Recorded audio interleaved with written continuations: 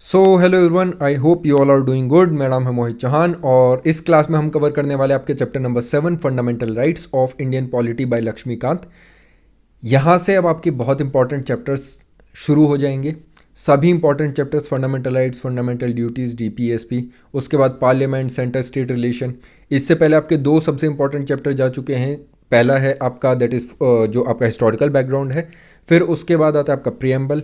अब यहाँ से हम जान लेते हैं फंडामेंटल राइट्स के बारे में। अच्छा, do share if you like the lectures. Like ज़रूर कर दीजिएगा, सब्सक्राइब कर दीजिएगा चैनल को अगर आपको लेक्चर्स पसंद आ रहे हैं, क्योंकि ये मैं बहुत जल्दी कवर कर दूंगा पूरी आपकी लक्ष्मीकांत की सीरीज़। क्रिस्प नोट होंगे बिल्कुल, आपको मिल जाएंगे ये टेलीग्राम ग्रुप पे। टेलीग्राम ग्रुप को ज्वाइन कर लीजिएगा। So without wasting further time let's start with our class. पहली बात, fundamental rights. Fundamental rights constitution में किस जगह पे दिए हुए हैं? ये दिए हुए हैं आपके part 3 of the Indian constitution में, ठीक है। और ये आते हैं आपके आर्टिकल 12 to 35 में।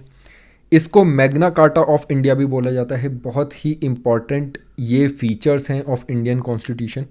फंडामेंटल राइट्स प्रमोट करते हैं आइडियल्स ऑफ पॉलिटिकल डेमोक्रेसी, क्योंकि ये प्रोटेक्ट करते हैं किसी भी एक इंडिविजुअल को against the arbitrary action of the state, इसलिए ये पॉलिटिकल डेमोक्रेसी को ये प्रमोट करते हैं। फिर फंडामेंटल राइट एस्टेब्लिश करते हैं government of law and not of man.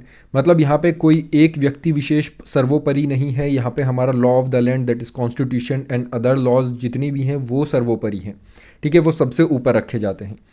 Originally हमारे कॉन्स्टिट्यूशन में 7 फंडामेंटल राइट्स थे, but later right to property was removed by 44th constitutional amendment act. बहुत इंपॉर्टेंट पॉइंट है, इन 1978, ठीक है। CAA का मतलब constitutional amendment act.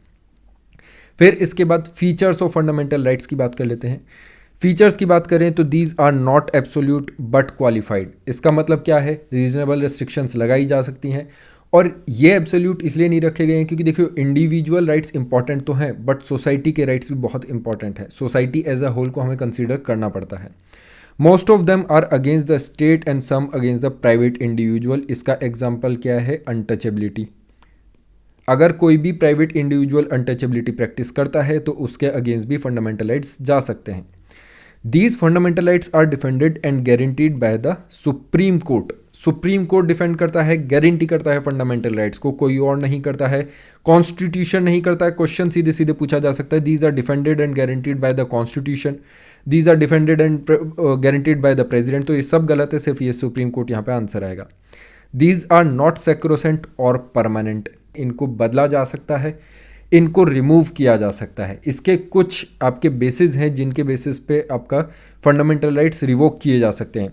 Fundamental rights can be suspended during national emergency. National emergency मतलब आपका कौन सा आर्टिकल आई है? जल्दी से कमेंट सेक्शन में लिख के बताइए नेशनल इमरजेंसी का कौन सा आर्टिकल है। 352 है, 356 है, 360 है, कौन सा है? ठीक है, जल्दी बताइए।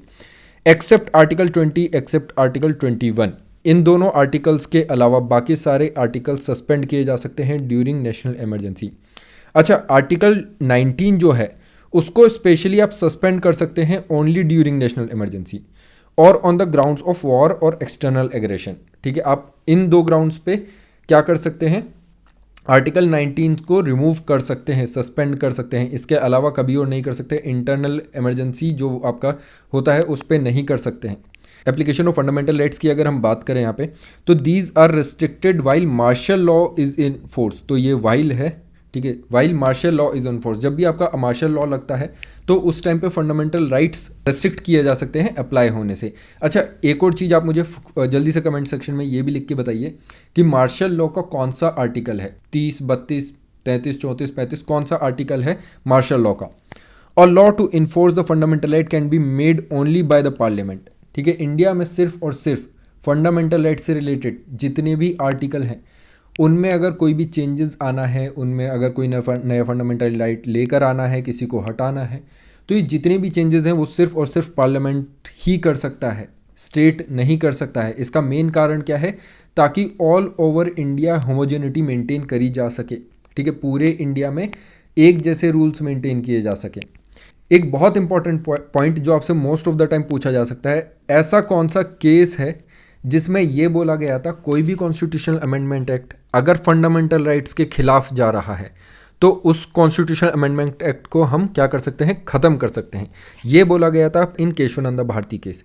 ये बहुत इंपॉर्टेंट है। अच्छा, इसमें कुछ आपके कंडीशंस भी हैं, लाइक फंडामेंटल राइट्स को अगर कोई कॉन्स्टिट्यूशनल अमेंडमेंट एक्ट वायलेट कर रहा है टू इम्प्लीमेंट द डीपीएसपी, अगर हम डीपीएसपी इंप्लीमेंट करना चाहते हैं और वो फंडामेंटल राइट को वायलेट कर रहा है तो वो वॉइड डिक्लेयर नहीं होगा। ये चीज़ मैं आपको आगे बहुत अच्छे से बताऊंगा। Fundamental rights are available to citizen and not to foreigners, ये हम ऑलरेडी बता चुके हैं। फंडामेंटल राइट्स ये मैं आपको ऑलरेडी इंस्टाग्राम पे बता चुका हूँ एक वीडियो में। तो फंडामेंटल राइट ऐसे कौन से फंडामेंटल राइट है जो सिटीजन्स को अवेलेबल है और फॉरनर्स को नहीं है, तो है आपका article number 15, article 16, 19, 29 and 30। Article 15 बात करता है prohibition of discrimination on religion, race, caste, sex and place of birth. ठीक है, इस चीज़ को आप ध्यान रखिएगा, religion, race, caste, sex and place of birth. वहीं पे आर्टिकल 16 बात करता है इक्वालिटी ऑफ अपॉर्चुनिटी की इन पब्लिक एम्प्लॉयमेंट, और ये 6 टाइप की आपकी फ्रीडम है, right to freedom of speech and expression. इस टाइप के आपके 6 फ्रीडम हैं जो आपको मिली हुई हैं, और एक फ्रीडम हमने बताया आपको हटा दी गई है, पहले 7 हुआ करती थी, ये अब क्या हो गई हैं, 6 बची हैं। Protection of language, script, culture of minorities, ठीक है। Establish and administer education institution, ये आ जाता है आपका आर्टिकल 29 एंड 30 में। देन उसके बाद ऐसे फंडामेंटल राइट्स जो सिटीजन को भी अवेलेबल हैं, फॉरनर्स को भी अवेलेबल हैं, बट एनिमी एलियंस को अवेलेबल नहीं है। ये कौन कौन से फंडामेंटल राइट हैं? These are article 14 that is equal protection of law and equality before law. बहुत इंपॉर्टेंट है, जल्दी से लिख के बताइए आप मुझे कि इक्वल प्रोटेक्शन ऑफ लॉ कहाँ से लिया गया है एंड इक्वलिटी बिफोर लॉ कहाँ से लिया गया है। अगले चैप्टर में हम बिल्कुल ये पढ़ेंगे। मतलब बेसिकली क्या है कि फंडामेंटल राइट्स आपका बहुत बड़ा चैप्टर है, तो इसलिए इसको हम कुछ 3 या 4 पार्ट्स में कंप्लीट करेंगे। 5-5, 10-10 मिनट की वीडियो होंगी, ज़्यादा हम टाइम नहीं लेंगे। तो ये आर्टिकल 14 होता है about equal protection of law and equality before law. कहाँ से लिया गया है जल्दी से बताइए। Article 20 protection in conviction for offence, ठीक है। क्या है article 20? Protection in conviction offence, ये फॉरनर्स को भी अवेलेबल है। Article 21 protection of life and personal liberty, ये एनिमी एलियंस को अवेलेबल नहीं है, ये सारे ही rights. Article 21A that is right to education, मतलब पूरी दुनिया में से कोई भी व्यक्ति इंडिया में आके फ्री में पढ़ सकता है अगर उसका सरकारी स्कूल में पढ़ने का बिल्कुल मन है तो, ठीक है। फिर उसके बाद आता है आपका protection against arrest and detention. आपको प्रोटेक्शन मिला हुआ है, इंडिया के कानून के खिलाफ आपको कोई अरेस्ट और डिटेन नहीं कर सकता है इंडिया में। अगर कानून के तहत आपने कोई भी जुर्म किया है, कोई भी जुर्म किया है, तो आपको वहाँ पे अरेस्ट किया जा सकता है और डिटेन किया जा सकता है।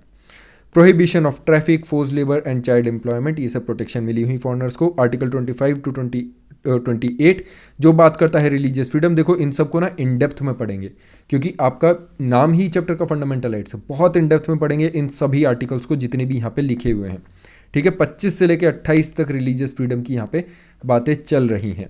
तो ये सभी राइट्स हैं अवेलेबल हैं to the foreigners but not to enemy aliens, ठीक है। मतलब एनिमी फॉरनर्स को ये अवेलेबल नहीं है। आई होप ये आपको लेक्चर यहाँ पे पसंद आया होगा। इसके बाद हम बात करेंगे आपके सारे ही फंडामेंटल राइट्स की फ्रॉम आर्टिकल 13 से लेकर आर्टिकल 35 तक, बहुत इन डेप्थ में बात करेंगे। Do let me know in the comment box आप नेक्स्ट सब्जेक्ट किस चीज़ का चाहते हैं, इस टाइप से पूरी एक्सप्लेनेशन हम दे सकते हैं, ठीक है। अच्छा, मैं आपको एक चीज़ और दिखा देता हूँ। I have this history Excel sheet. अगर आप मुझसे ये चाहते हैं कि आपको ये हिस्ट्री एक्सेल शीट में पढ़ाऊँ और आपको दूँ, तो आपको क्या करना है, as much as you can share it, ठीक है। आप जितना ज़्यादा शेयर कर सकते हैं, आप देख सकते हैं पूरा मेरे पास हिस्ट्री का क्या है एक्सेल शीट बनी हुई है, ठीक है। एक एक चीज़ यहाँ पे हमने एक्सेल शीट में डाला हुआ है, पूरी स्पेक्ट्रम। आपको कहीं से कुछ और पढ़ने की ज़रूरत नहीं है, ठीक है। पूरी की पूरी स्पेक्ट्रम आपके यहाँ पे अवेलेबल है।